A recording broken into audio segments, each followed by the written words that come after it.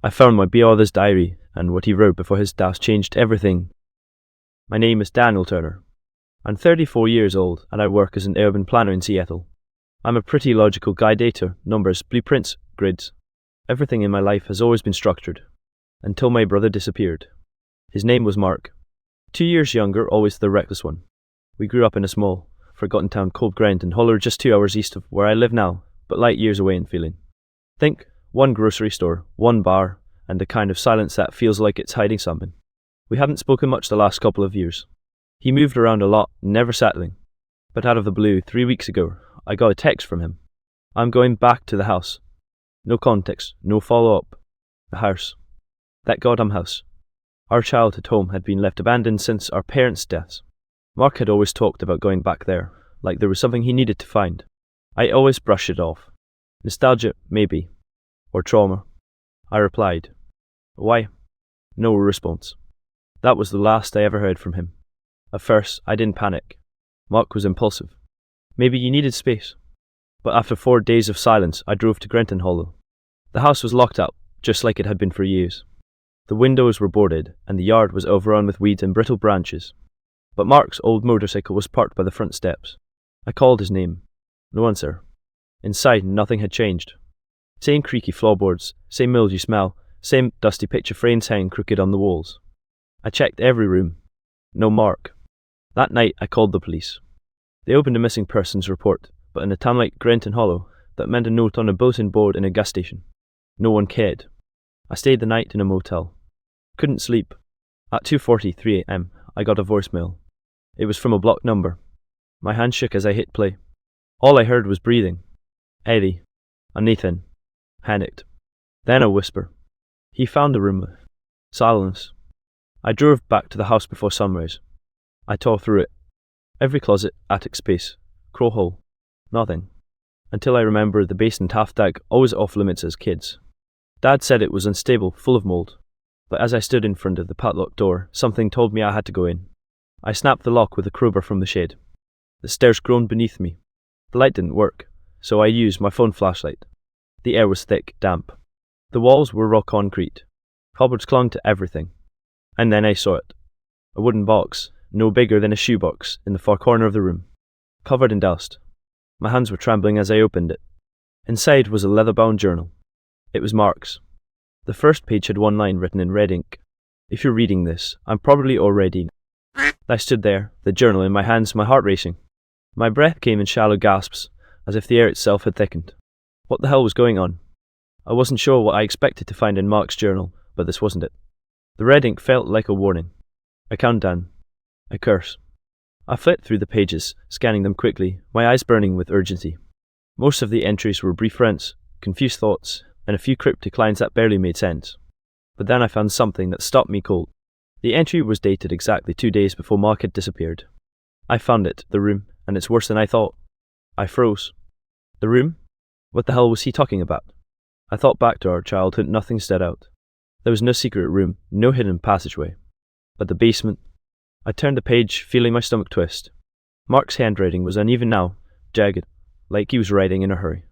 I can't explain it, but when I went down to the basement, I felt pulled, like something was calling me. It was the same feeling I had when I was a kid, when I would go near the house and hear whispers in my ears. You never heard them, Danny, but I did. I shook my head, trying to clear the fog of confusion.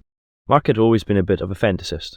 As a kid, he'd talk about strange things, voices in the walls, things that moved when you weren't looking, eyes that followed you. I always assumed it was just his overactive imagination. But now, I didn't know what to think. I kept reading.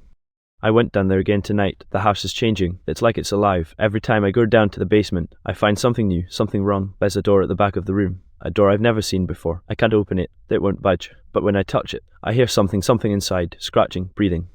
I slammed the journal shut. The air around me seemed to darken, like a weight had settled over me. My mind raced. A door in the basement? A room I'd never seen. I needed to know more.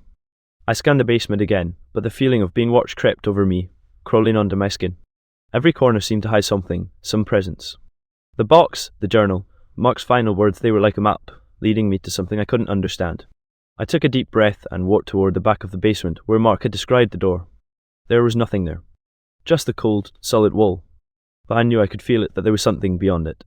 My fingers brushed the surface of the wall. I could hear it now too. Scratching. Faint, but there. Like something trying to get out. I pulled away in fear, but my curiosity drove me back. I ran my hands along the wall, searching for any hidden mechanism, any sign of a door. Then I felt a small indentation near the base. I pressed it. The wall moved. A narrow passage opened before me. The scratching stopped. I was about to step forward when I heard something behind me, a loud, unmistakable sound. Footsteps. I froze.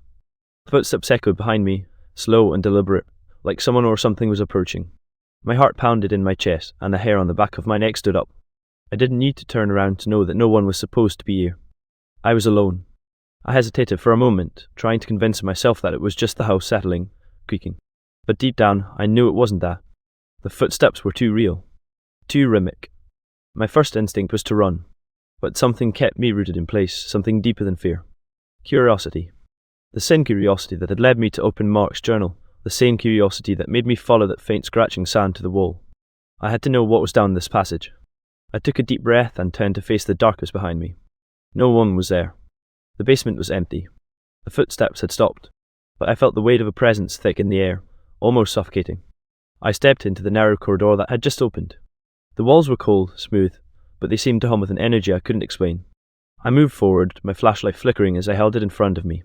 The passage was long, stretching further than I had anticipated. The deeper I went, the more the air felt heavy, thick with tension. Then I saw it. A dim light at the end of the passage. My breath hitched as I quickened my pace, desperate to reach the source. What was down here? Was this what Mark had been searching for? What had driven him to return to this place? As I approached the light, I found it wasn't coming from a bulb or lamp. It was pulsing, a strange, sickly glow emanating from an old, rusted door at the end of the corridor. The door was different from the rest. It wasn't part of the house, it didn't match the old, decaying wood or the peeling wallpaper. This door was metallic, with intricate, jagged symbols carved into its surface.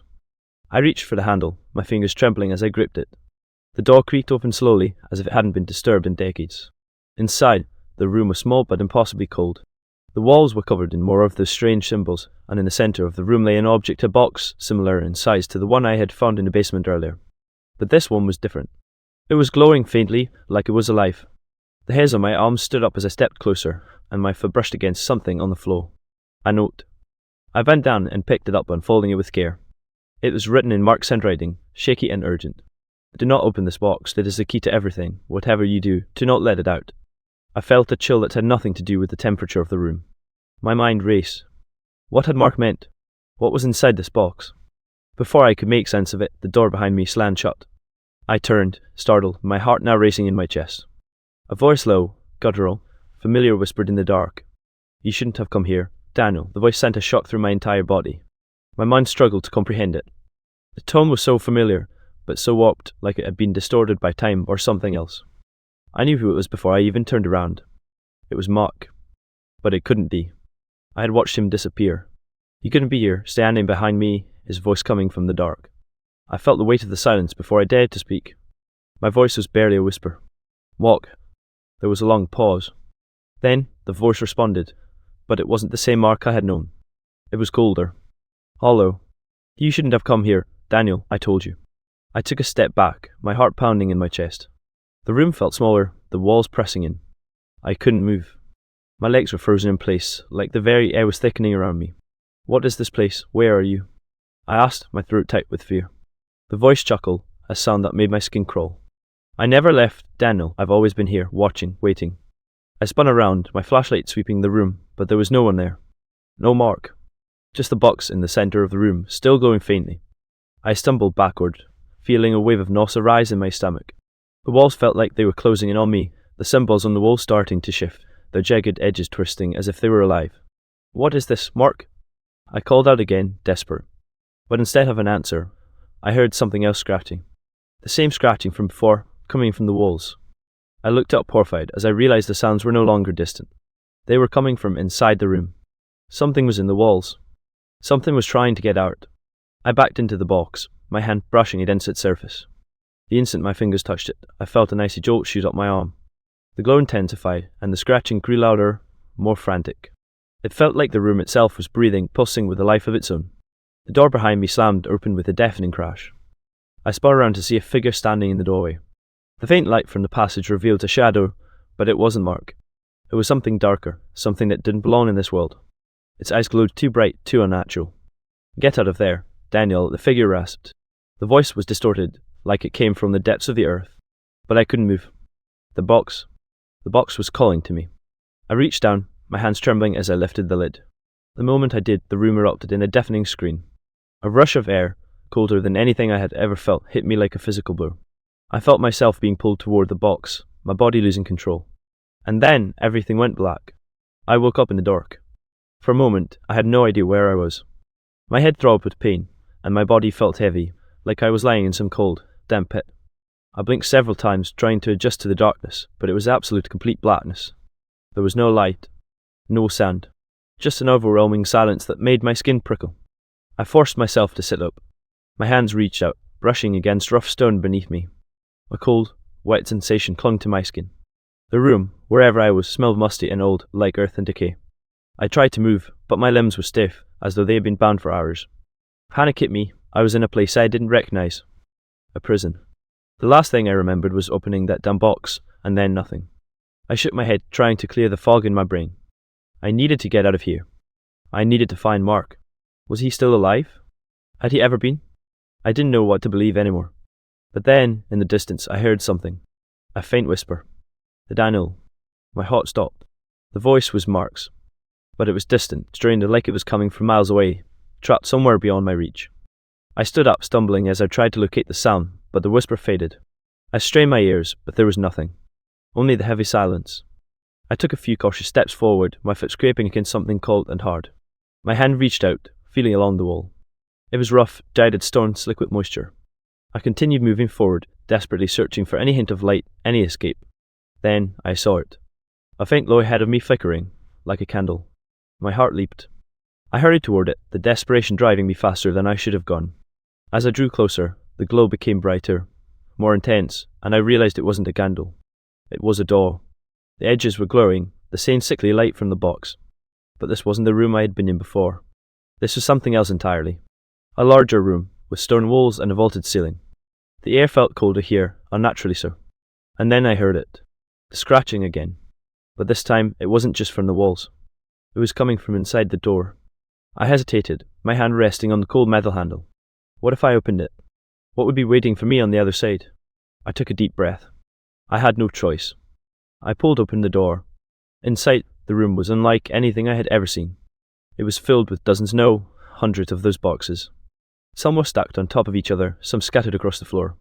They all glowed with that same pulsating light, casting eerie shadows on the stone walls. And in the center of the room, there was a figure. Mark. Or what was left of him. He was kneeling on the floor, his body contorted in unnatural angles. His skin was pale, stretched tight over his bones, and his eyes, they were empty. Hollow. But they were still open, staring at me, seeing me. And then, a voice, not Mark's, but something far worse, filled the room. "He never should have opened the box, Daniel, neither of you should have." The voice was so cold, it made my teeth ache. It wasn't human, not anymore. It echoed in the chamber, bouncing off the walls like it had always been there, waiting for me. My blood ran cold.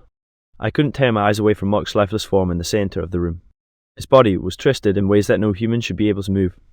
His skin, taut and pale, looked like it had been stretched over an ancient, fragile skeleton. But there was still something about him that didn't seem right, something that felt wrong. "Walk," I whispered, stepping forward despite the tremor in my voice. But his eyes never blinked. They just stared, vacant and empty, as if he was lost, trapped somewhere far away. The voice came again, this time more distant, as if it was coming from all around me. "He shouldn't have opened it. Now, you'll join him." I spun around, the room seeming to close in on me. The doors, the walls, everything was shifting, warping, as if the very space itself was alive. The scratching sound grew louder, more frantic, as if something was desperately trying to claw its way into the room. I stumbled back, my heart hammering in my chest. What the hell was happening? Where was I? I could barely breathe. I turned back to Mark, my mind racing. What had he found? What had he done that had led to this? I knelt beside him, not knowing if I was supposed to feel sorrow or terror. His body was still warm, but his eyes, those eyes were just empty shells. I reached out to touch his hand, but it was cold, stiff. As my fingers brushed against his skin, a sudden, sharp pain shot through my chest, as if something in the room had reached out and grabbed me. I yanked my hand away, gasping for air. The pain wasn't physical. It was something deeper, something in my soul. I looked at the box again, still pulsing with its sickly light. I hadn't seen it clearly before. Now, I could see symbols on its surface, symbols that were burned into my brain, words I couldn't comprehend. I tried to force my gaze away, but the box seemed to pull me in. You think you can stop it, you can't. The voice was all around me now, suffocating, pressing in from all directions. You are already part of it. There's no escape. I stumbled back, panic setting in. My mind raced, trying to make sense of it all. The house, the box, Mark's journal, nothing added up. What had Mark discovered here? What had he unleashed? Then it hit me. The door in the basement. The one I'd opened. Had it been a trap? A gateway? Was I, too, becoming part of whatever this was? I turned back to Mark's body, desperate to find any answers. But there was nothing left of him, and not really. Here next, Daniel, the voice hissed, its tone filled with twisted glee. You opened it. You released us. I stood frozen in place, as the ground beneath me seemed to shift, the walls of the room beginning to pulse like they were breathing. The scratching grew louder. Closer. The door slammed shut behind me with a deafening thud. I was trapped. I turned toward the boxes, toward the only thing that could give me answers. The box that had started it all. I had no choice. I took one last look at Mark's body, a twisted form of what he once was, and a better realization began to settle over me. He had been right. He had been trying to warn me, and I had ignored it. The house, the box, the door, it was all part of something far darker than I could have imagined. Something that had been waiting for us. Waiting for me. I approached the box, the same one Mark had warned me about. The sickly glow grew more intense as I neared, almost as if it was feeding off my fear. My hands trembled uncontrollably, but I knew I had to face whatever was inside. There was no turning back now. The moment my fingers brushed against the surface, the room seemed to shift again. The air grew colder, and the walls around me began to bend and twist. I could hear the sound of whispers, hundreds, dozens of voices murmuring in the dark, their words unintelligible but filled with a sense of urgency. I gritted my teeth and lifted the lid. The moment I did, the air became thick with an oppressive, suffocating presence. My vision blurred, and I felt as though the very fabric of reality was being torn apart. A force unseen and powerful slammed into me, pushing me backward.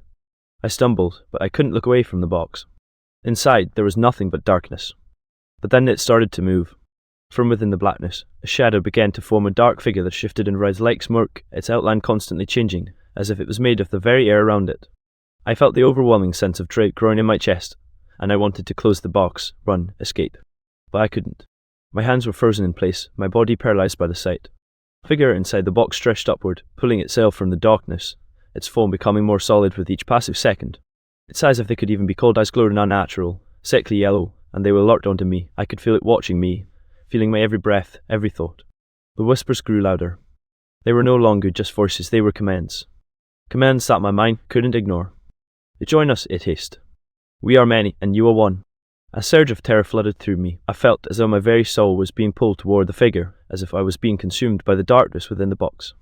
I gasped, finally managing to turn my gaze away. My breath came in shallow, panic gasps. My body was no longer my own. I couldn't control it. I reached toward the box, not with my own will, but with something else, something ancient and malevolent that had taken root inside me. It was too late. The figure inside the box grinned, its shadowy mouth stretching wider and wider. And then I felt it, a sharp, piercing pain in my chest. My body convulsed, and everything went dark. The last thing I heard was the voice of Mark, his whisper like a distant memory. Welcome to the house, Daniel. Welcome to the darkness.